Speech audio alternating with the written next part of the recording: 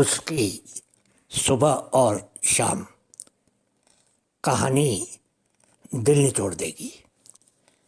घर वाली सुबह सुबह उठी तो बहुत ही खुश थी।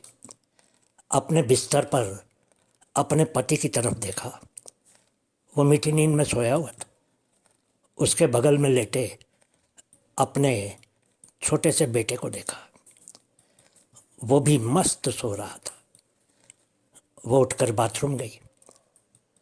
स्नान इत्यादि करने के बाद उसने चाय बनाई और फिर पति पत्नी दोनों ने चाय पी।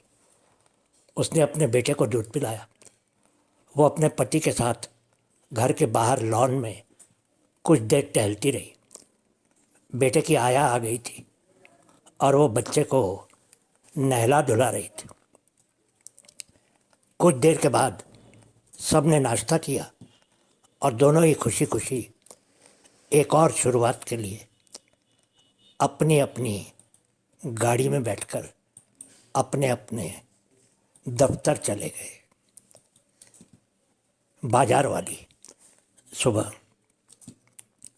सुबह होने ही वाली थी और उसका आखिरी ग्राहक उसको पैसे दे रहा था। उस शराबी के मुंह से अब तक शराब की बू आ रही थी। वो उठकर बाथरूम में गई और हाथ मुंह धोकर बाहर आई। ग्राहक के जाने के बाद उसने अपने कमरे में जाकर अपने 2 बरस के बेटे को देखा। उसकी आंखें एक बार फिर भर आई क्योंकि वो उस बेटे के बाप का नाम तक नहीं जानती थी।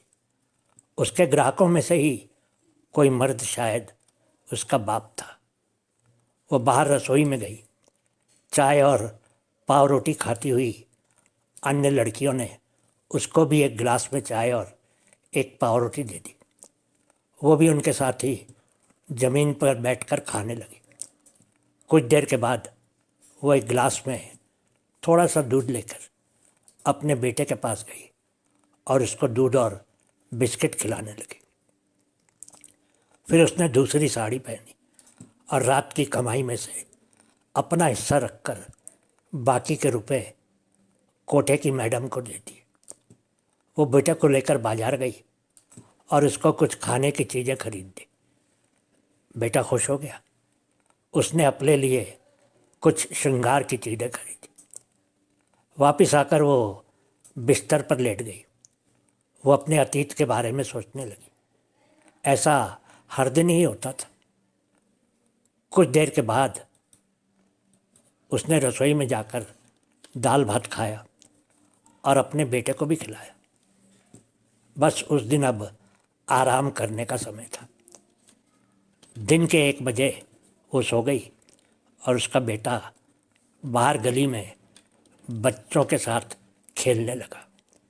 उसको कुछ देर के बाद नींद आ गई, लेकिन बीच बीच में उसको इस बात का भी खौफ होता था कि कुछ ही घंटे में उसको फिर से सजना धजना होगा और उसका दिन का काम शुरू हो जाएगा। वो एक एक करके ग्राहकों के साथ जाएगी और पैसे कमाएगी। वो जानती थी कि जब तक उसका शरीर और चेहरा सुंदर था उसको मर्द मिलते रहे, लेकिन वो ये नहीं जानती थी कि उसके सामने एक भयावह भविष्य था। घरवाली शाम वो दफ्तर से आई तो बहुत खुश थी। उस दिन उसकी तरक्की हो गई थी। वो घर के लिए कुछ चीज़ें खरीदने के लिए बाजार भी गई थी। घर में पति के साथ मिलकर दोनों ने शाम का नाश्ता किया और फिर बेटे को लेकर बाजार घूमने चल दिए। उस दिन उन्होंने फिल्म देखी, आइसक्रीम खाई और फिर बाजार से कुछ छोटे छोटे खिलौने खरीदे अपने बेटे के लिए। रात को उन्होंने एक महंगे रेस्टोरेंट में खाना खाया और फिर रात को दोनों अपने एयर कंडीशन कमरे में एक दूसरे की बाहों में सो गए। रात उनको प्रेम और सपनों की दुनिया में ले गई। पास ही बेटा भी मज़े से सो रहा था। उनकी शाम का समापन हो गया था। बाजार वाली शाम नींद खुली तो शाम के 6 बज चुके थे। बाहर से कोई इसको बुला रहा था। वो जल्दी जल्दी तैयार हुई। उसने अपने बेटे को जल्दी से रसोई से लाकर 2 रोटियां और तरी वाला चिकन खिलाया। खुद भी जल्दी जल्दी 2 रोटियां खा ली। फिर वो सजने धजने लगी। उसने सुंदर साड़ी पहनी और चेहरे पर मेकअप किया और एक सुंदर भीनी भीनी सी सुगंध भी लगा ली।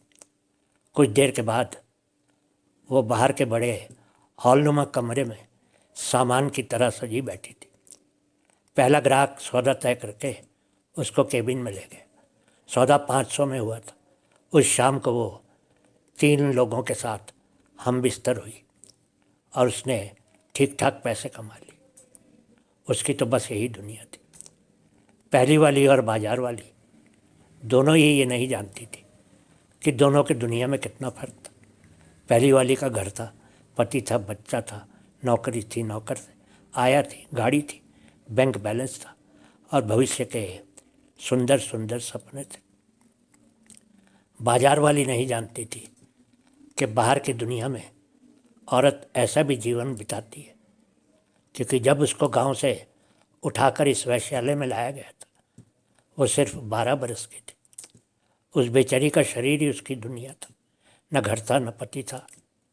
हाँ, हर 3, 4, 7 सोने वाले मर्द जरूर आते थे। उसके पास न पति का नाम था और उसका बेटा अनाथों की तरह ही जीवन बिता रहा था। उसके पास भविष्य के कोई सपने नहीं थे। दोनों में एक बात सामान्य थी कि दोनों को ही अपने अपने हिस्से की खुशियों के लिए खुद को समर्पित करना करता था।